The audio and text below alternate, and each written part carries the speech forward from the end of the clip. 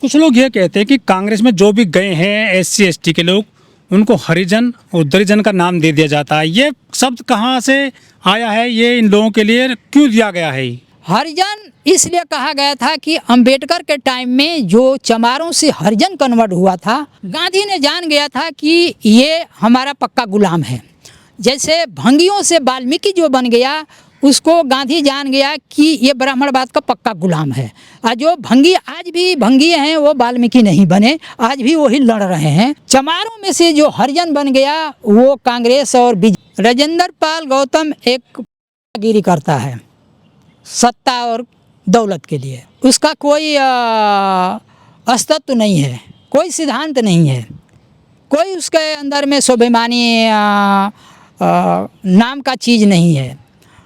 ये धर्म का नाम लेकर के बौद्धिस्टों को, अम्बेडकरवादियों को गुमराह करता है। अम्बेडकरवादी गुमराह हो जा और दौलत कमाने के लिए इसने मनुवादी पार्टियों के साथ चिपकता है। वही हाल है तुम्हारे ये रतन लाल का, कहला रहे हैं प्रोफेसर, बाबा साहब के बदौलत प्रोफेसर बन गए। ये जलता हुआ महल है, इसमें जो जी जाएगा वो जल जाएगा। जब जगजीवन राम को इंदिरा गांधी 1967 में प्रधानमंत्री नहीं बनने दी, जबकि पूरा बहुमत के साथ उन्होंने चाहता था, इंदिरा गांधी ने चौधरी चरण सिंह को मोहरा बना करके 29 दिन के लिए प्रधानमंत्री बना दिया। जब चौधरी चरण सिंह प्रधानमंत्री रहते हुए एक दिन भी संसद का मुँह नहीं देखे और इसके बाद में सरकार को गिरा करके और तुरंत अपना जो है चुनाव लड़ती है। चुनाव लड़ने के बाद वो विजयी हो जाती है। जगजीवन राम जब नहीं बन पाए, इतना तलवे चाटते चले आए नेहरू से लेकर के इंदिरा गांधी तक। इंदिरा गांधी को राजनीति में लाने वाले जगजीवन ही राम थे।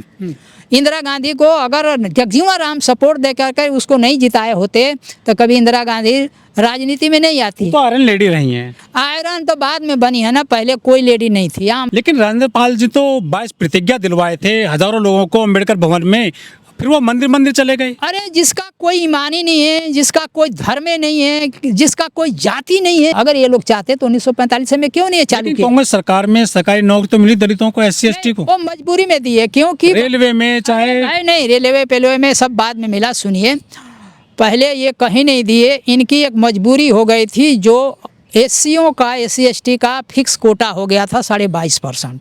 तो इनको 22.5% का कोटा दिखाना था, लेकिन वो आज 76-77 साल हो गया, 22% कोटा आज तक नहीं भरा। नमस्कार, मैं ओमदेव। आज हम हैं दिल्ली में, हमारे साथ हैं हरिनारायण बौद्ध जी। हरिनारायण बौद्ध जी जो द बुद्धिस्ट टाइम्स मैगजीन है उसके सहायक संपादक हैं, और हम जो आज बात करेंगे उसका विषय है कि कांग्रेस में जो बहुजन लोग गए हैं, जैसे कि प्रोफेसर हैं, एडवोकेट हैं, वो कांग्रेस को कितना मजबूत कर पाएंगे, और जो बहुजनों की पार्टियां हैं वो कितना कमज़ोर हो पाएंगी। जी सर, जो दिल्ली यूनिवर्सिटी के प्रोफेसर हैं डॉक्टर रतन लाल और लखनऊ यूनिवर्सिटी के प्रोफेसर हैं प्रोफेसर रविकांत चंदन जी, उन्होंने पिछले कुछ दिनों पहले कांग्रेस का हाथ थाम लिया है। लोग चर्चा कर रहे हैं कि अब जो बहुजनों की पार्टियां हैं वो जो है हाशिए पर पहुंच जाएंगी, और कांग्रेस की तरफ जो दलित बहुजन वोट है वो शिफ्ट हो जाएगा, कांग्रेस को मजबूती मिलेगी। क्या कहना चाहोगे? कांग्रेस में लोग जा रहे हैं, हमारे शिक्षित समाज के लोग, प्रोफेसर हैं या वकील हैं या डॉक्टर हैं, ये सब सिर्फ अपने स्वार्थ के लिए जा रहे हैं। बाबा साहब तो 1928 में ही कहा था कि अरे हमारे समाज के लोगों, समझो कांग्रेस एक जलता हुआ महल है, अगर उस महल में हमारी समाज जब भी जाएगी वो जल जाएगी, उसका कोई अस्तित्व नहीं रह जाएगा। आप जो हमने आपके लिए लड़ाई लड़ रहे हैं, इस लड़ाई में आप लोग सक्रिय हो जाइए और अपने मान सम्मान के लिए अपने झोपड़ी में रह करके लड़ाई लड़िए, तब तो आप लोग का मान और सम्मान मिलेगा, नहीं तो कांग्रेस में कभी भी नहीं मिलेगा। कांग्रेस में भूल करके 4 आने की सदस्यता नहीं लेना। बाबा साहब पटना में गए थे गांधी मैदान में एक प्रोग्राम के लिए, तो जगजीवन राम नेहरू के कहने पर वहाँ पे उनके खिलाफ आंदोलन खड़ा कर दिया। कल्लापट्टी अंबेडकर गो बैक, उनकी मीटिंग नहीं होने दिया। बाबा साहब देखे यहाँ माहौल ख़राब हो जाएगा, वापस आ गए। लेकिन कांग्रेस ने तो चाहे जगजीवन राम हो चाहे बाबा साहब हो, उनको मौके दिए आगे बढ़ने के, मंत्री बनाया बाबा साहब को भी। जगजीवन राम भी जो है अच्छा काम किए थे मंत्री पद लेकर के कांग्रेस के शासनकाल में। नहीं नहीं, बाबा साहब को कोई अच्छा मंत्री नहीं दिए, ये लोगों के अंदर में भ्रम है। बाबा साहब जो मंत्री बने थे वो इनके बल पे नहीं बने थे, वो अपने बुद्धि से बने थे और स्वयं वो बने थे। कोई नहीं चाहता था। पटेल कहे थे कि तुम्हारे लिए सारे दरवाजे यहाँ तक की खिड़कियाँ बंद है, गांधी नेहरू अरे अंबेडकर तुम्हें हमें कभी संसद में घुसने नहीं देंगे। तो कांग्रेस कहाँ कर दी भाई? अगर कांग्रेस कहती तो पटेल की क्या हिम्मत थी कि ये बात अंबेडकर को कह दे, जो विश्व का सबसे विद्वान आदमी थे। लेकिन ऐसा नहीं था, कांग्रेस ही नहीं चाहती थी कि कांग्रेस का दखल में आए अंबेडकर जी आए। वो अंबेडकर का बिल्कुल घोर विरोध ये बंदा है, इसी के कहने पे घोर विरोध पूरे देश में हुआ। राष्ट्रपिता महात्मा गांधी हैं। वे राष्ट्रपति नहीं है, राष्ट्रपति तो श्यामा प्रसाद मुखर्जी ने कलकत्ता एक सम्मेलन में इनको पदवी दिया था 1925 में। ये तो महा एक क्या कहते हैं रंगीला थे। देखिए रंगीला का इतिहास कोई टीवी में देखेगा ऑन करके कि कितना रंगीले थे। दलितों की आज़ादी न मिले उसलिए वो कपड़ा दिखावा में त्यागा पहनता था, वो मलमल के कपड़े, सिर्फ दलितों को गुमराह करने के लिए कि तुम्हारी आज़ादी की लड़ाई मैं लड़ूंगा। आज़ादी की लड़ाई लड़ा होता तो 1932 में कम्युनल अवार्ड के खिलाफ इन्हें आंदोलन नहीं करता। कांग्रेस बहुत कोशिश किया कि संविधान बना लें, नेहरू पटेल, श्यामा प्रसाद मुखर्जी और अपना जवाहरलाल नेहरू, जितने विद्वान बैठे थे, लाला लाजपत नारायण, मदन मोहन मालवीय और दीनदयाल उपाध्याय, ये सब लगा हुआ था कि बड़ी कोशिश करने के बाद इनको गणतंत्र संविधान लिखने नहीं आया। इनको तो कहा गया था 1945 में ही संविधान लिखने के लिए। सर्वप्रथम सरकार भारत में 1945 में बनी थी, तो 1945 से लेकर के 1947 तक ये लोग क्यों नहीं संविधान बना लिया? ये लोग को संविधान को कुछ ABCD पता ही नहीं था। लेकिन सर कांग्रेस के शासनकाल में करीब जो 60-70 साल का शासनकाल रहा है, तो उसमें SC/ST को, आदिवासियों को बड़ी नौकरी मिली। जो संस्थान खड़े किए गए थे उनमें बड़े बड़े पदों पर पहुँचे, नौकरी दी उनको बुला बुला कर, ऐसा कहा जाता है। नहीं, ये जो कह रहे हैं ये हम इस चीज़ को नहीं मानेंगे। आप गहराई में जाइए कि अगर ये लोग सही मायने में दलितों का उत्थान चाहे होते तो लॉर्ड मैकाले 1815 में भारत में आता है। जब भारत में आने के बाद वो भारत में पूरा घूमता है तो वो जाता है केरला के अंदर में। केरला में एक बस इलाका में गया तो वहाँ पे उसको नगेली का इतिहास मिला। वो 24 गांव वीरान था, तो उसने लोगों से पूछा, आप जैसे लोगों से, कि ये सब वीरान क्यों है? तो लोग बताए कि यहाँ पे ब्राह्मण व्यवस्था इतनी हावी है साहब कि शूद्रों को जीना हराम है।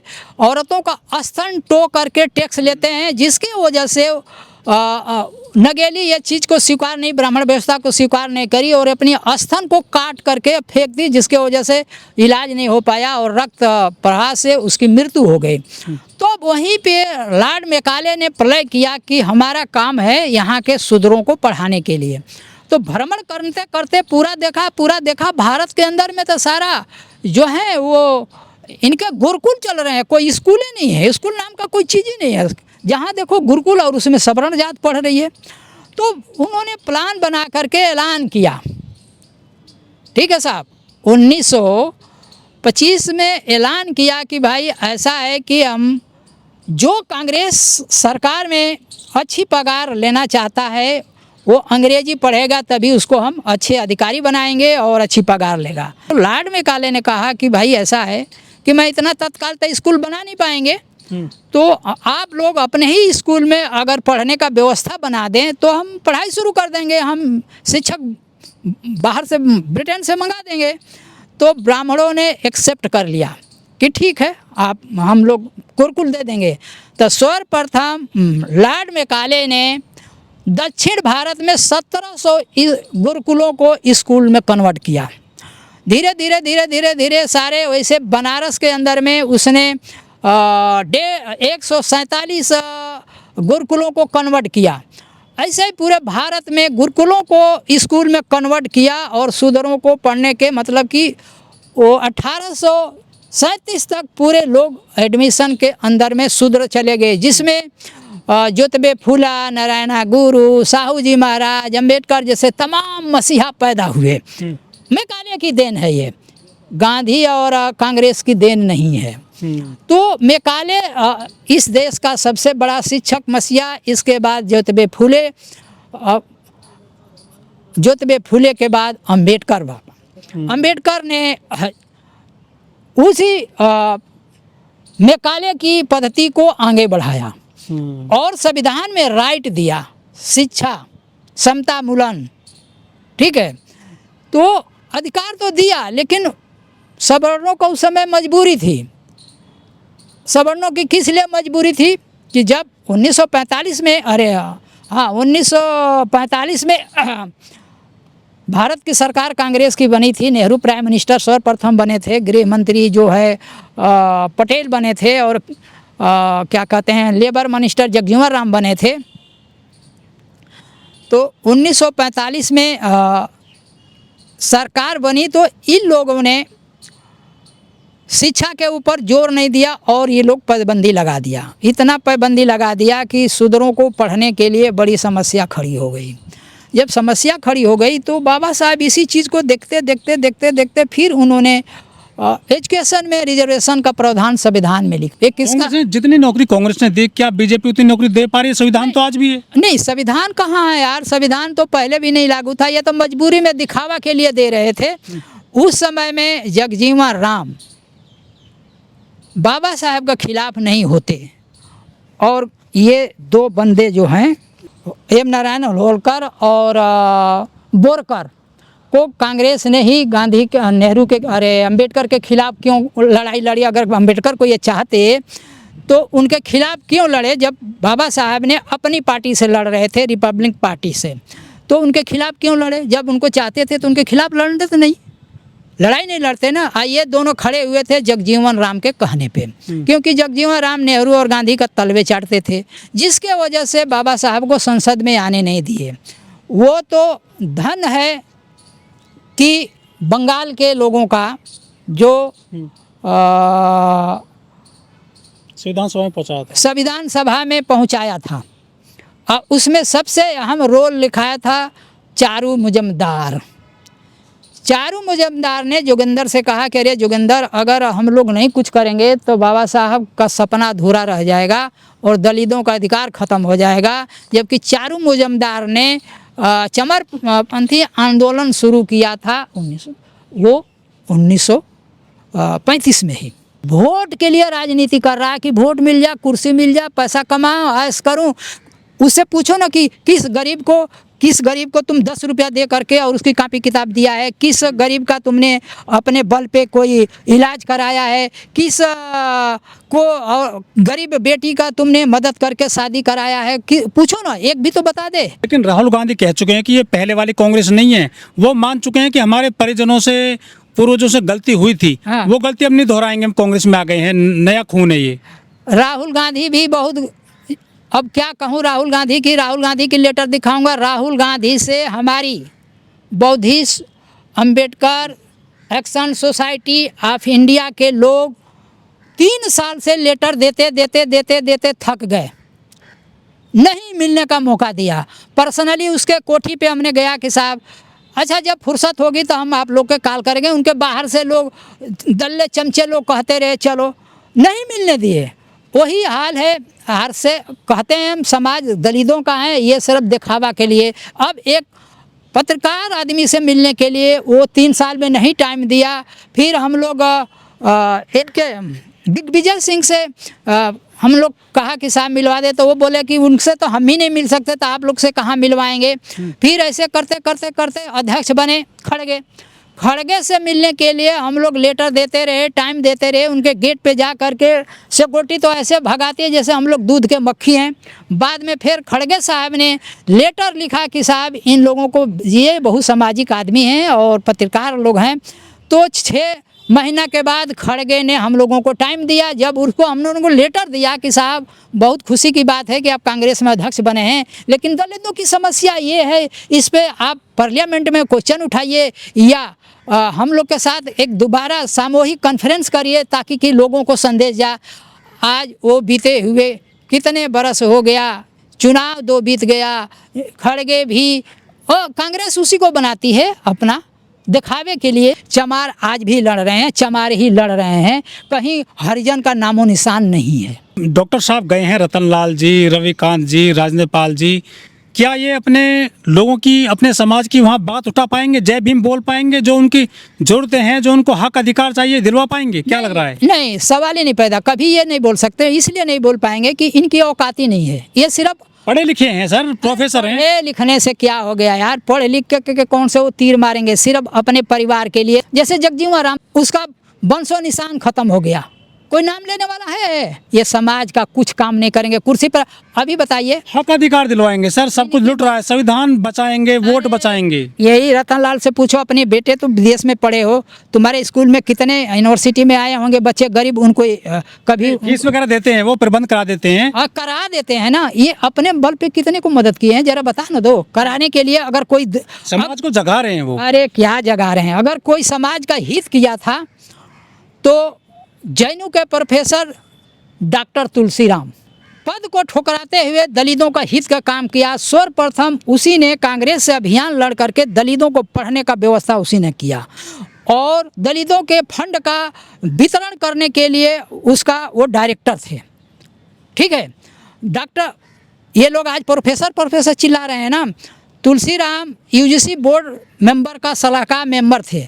इन्होंने जब बने थे बोर्ड मेंबर तो उस समय में तुलसीराम कोई दलित प्रोफेसर नाम का नहीं था। उनसे पूछिएगा, आज जो ये प्रोफेसर दलित में बन रहे हैं ना, इनसे पूछिएगा कि भाई साहब तुम्हें प्रोफेसर में मौका दिया कौन?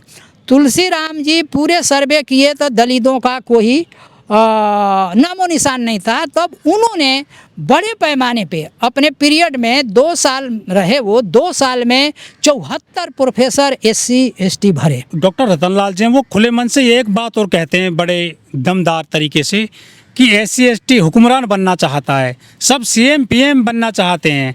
पहले अपने अधिकार तो बचा लीजिए आप।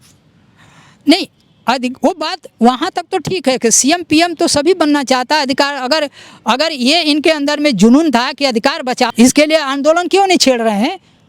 क्यों नहीं छेड़ रहे हैं? जैसे कि पहले पार्टी ने न पाना है, पहले आंदोलन ही न कांसीराम छेड़ा था, आदमी को जोड़ा था, तब न BSP पार्टी खड़ा हुई थी। तो इनके में अगर संविधान बचाने का, अधिकार बचाने का अगर इनके अंदर में जुनून है, पहले तो ये उसके लिए अभियान चलाने कि भाई चलो अधिकार के लिए कटो या मरो, तब तो मानता कि जगा रहे हैं वो जनता को। अरे जनता जगी हुई है, सब पागल बना रहे हैं, सब जनता मूर्ख नहीं रह गई है। वो भी राजेंद्र पाल जी बुद्ध बना रहे हैं लोगों को। अरे वो झूठ बोल रहा है, खुद बुद्ध नहीं है। अगर बुद्ध रहता तो झूठ नहीं बोलता। 100 बार तो झूठ बोलता है तो बुद्ध कहाँ से बने? उदित राज जैसा था। अरे सांसद रहने से क्या हो गया यार, बुद्धि होना चाहिए ना। कितने समाज को जगा दिया है भाई।